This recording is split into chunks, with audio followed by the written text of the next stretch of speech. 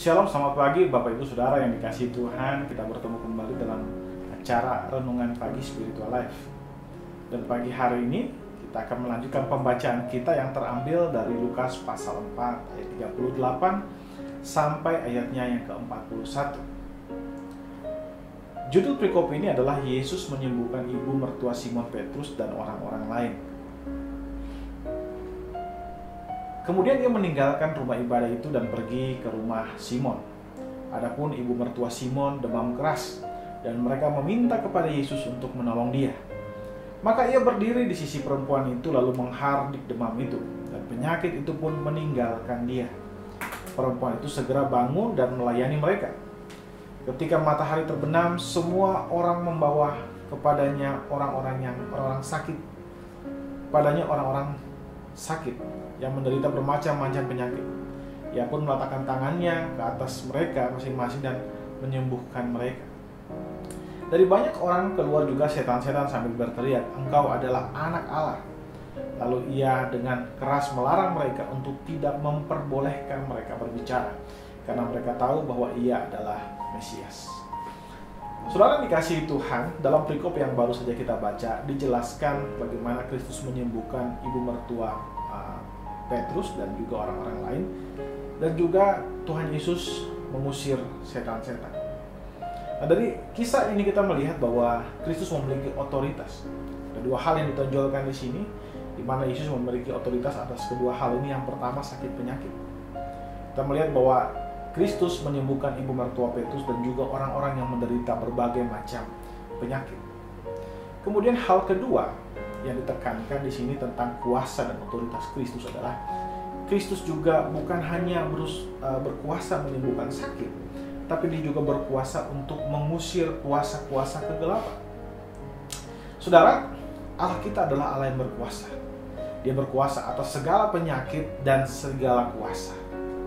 Tidak ada kuasa yang lebih tinggi dari kuasanya, dan tidak ada sakit yang terlalu berat yang tidak dapat disembuhkannya. Ia berkuasa dan mampu untuk menyembuhkan semua jenis penyakit. Saudara, mungkin dari hari ini ada dari antara saudara yang sedang berada dalam situasi yang tidak menyenangkan. Mungkin dari antara saudara ada yang sedang sakit atau sedang mengalami masalah-masalah kehidupan. Percayalah saudara, Tuhan pasti akan menyediakan jalan keluar bagi kehidupan kita. Saudara hanya perlu datang kepadanya dan menyerahkan kehidupan saudara kepadanya. Percayalah bahwa ia lebih besar dari persoalan kehidupan saudara, dan ia pasti akan menyelesaikan masalah saudara sesuai dengan waktu dan caranya.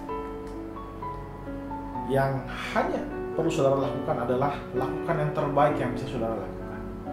Jika saudara sakit, saudara dikasih obat, saudara harus minum obat. Tapi sebelumnya, saudara harus berdoa.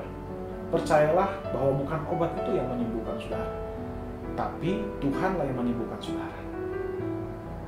Dan saudara, jika saudara mengalami persoalan-persoalan yang lain, lakukan yang terbaik yang bisa saudara lakukan. Dan serahkanlah segala sesuatunya ke dalam tangan Tuhan. Percayalah bahwa obat atau cara-cara yang saudara lakukan bisa dipakai Tuhan sebagai alat untuk mendatangkan kebaikan bagi saudara.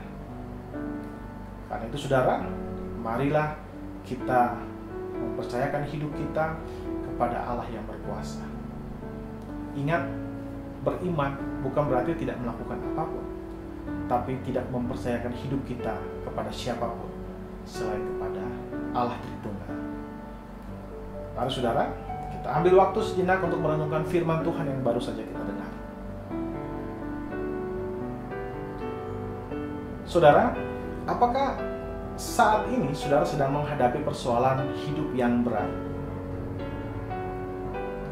Marilah kita mengambil waktu untuk sejenak mendoakan hal tersebut. Berdoalah agar Tuhan membuka jalan bagi persoalan hidup yang saudara sedang hadapi, dan berdoalah juga agar Tuhan memberikan saudara iman untuk tetap percaya kepada Allah.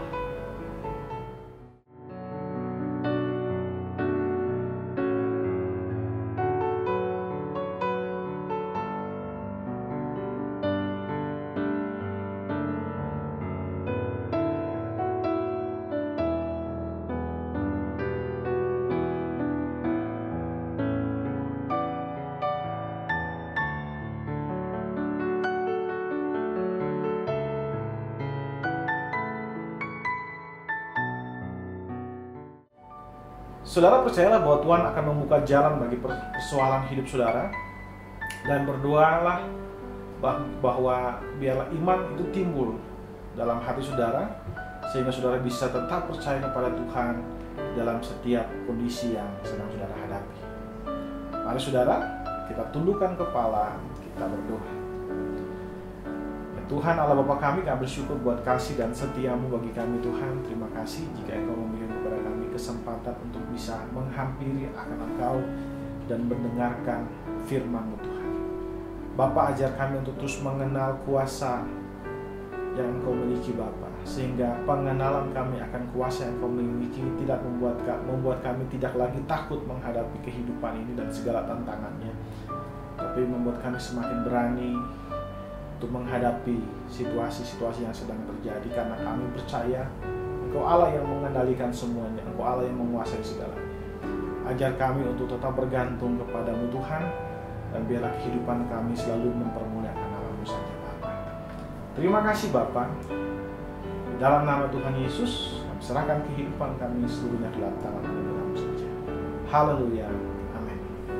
Amin. Bapak Ibu Saudara yang dikasihi Tuhan, selamat pagi, selamat beraktivitas, dan Tuhan Yesus memberkati kita semua.